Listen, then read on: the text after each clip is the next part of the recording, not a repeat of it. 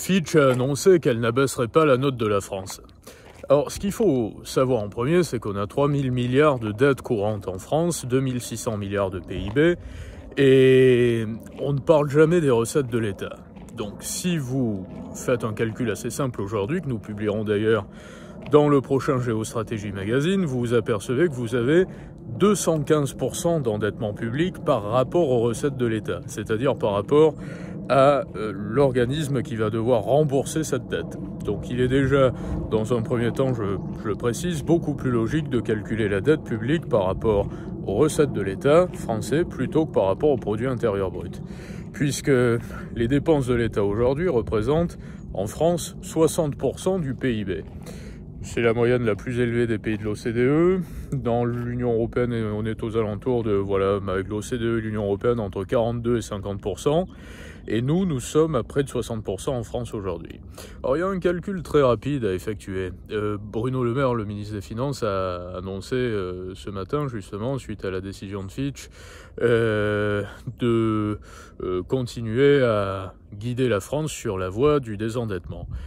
Si vous additionnez, nous ferons paraître dans le prochain numéro de Géostratégie le calcul détaillé, les dépenses régaliennes de l'État, c'est-à-dire la justice qui représente une somme relativement faible, l'éducation un peu plus élevée, la recherche également, la sécurité, vous arrivez à environ un tiers des dépenses totales de l'État. Ça veut dire que vous avez 2 autres tiers qui servent à faire fonctionner le maillage administratif, si je puis dire, du pays. Dans l'hypothèse où, puisqu'un État ne fait pas faillite, où de nombreux États, pas seulement la France, mais semblables dans la même catégorie que la France, viendraient à se trouver en difficulté, vous auriez alors une obligation de ces États de tailler dans le gros des dépenses et de ramener les dépenses publiques à l'essentiel, c'est-à-dire ce que je viens de citer, le régalien.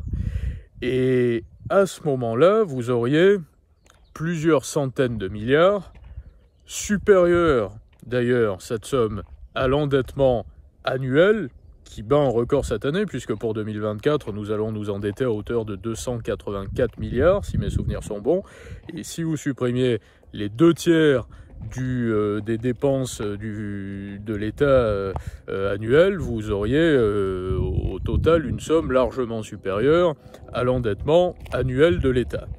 Et donc si vous avez un trou de plusieurs centaines de milliards dans les dépenses, vous avez également un abaissement considérable du produit intérieur brut.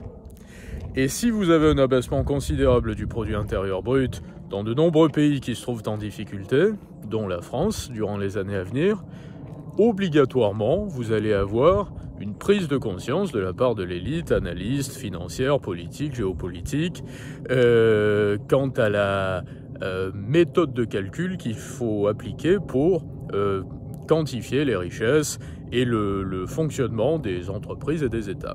Et à ce moment-là, très probablement, les calculs ne seront plus effectués par rapport au PIB, mais par rapport aux recettes de l'État, quand il s'agit d'endettement public.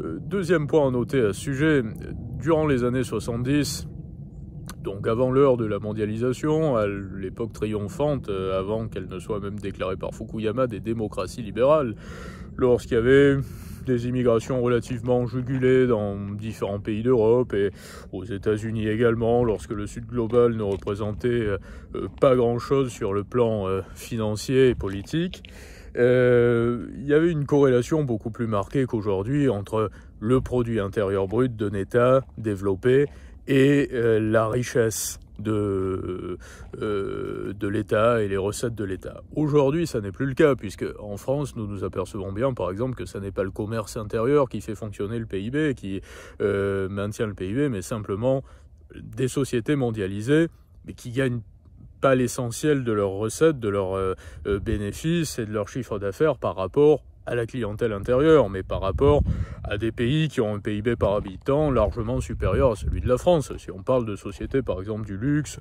ou qui travaillent dans l'énergie, l'essentiel de leur chiffre d'affaires est fait au Moyen-Orient ou en Asie. Le PIB par habitant en Chine est bien mieux placé qu'en France aujourd'hui. En France, nous étions à la 13e place mondiale en 1990. Aujourd'hui, nous nous situons à la 25e.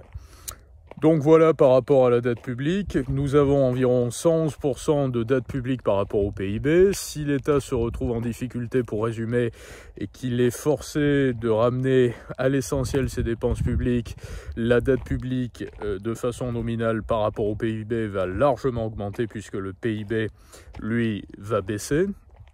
Et nous regarderons d'une façon beaucoup plus logique la dette publique par rapport aux recettes de l'État, qui aujourd'hui équivaut donc à 215%, environ 215% de dette publique par rapport aux recettes de l'État français.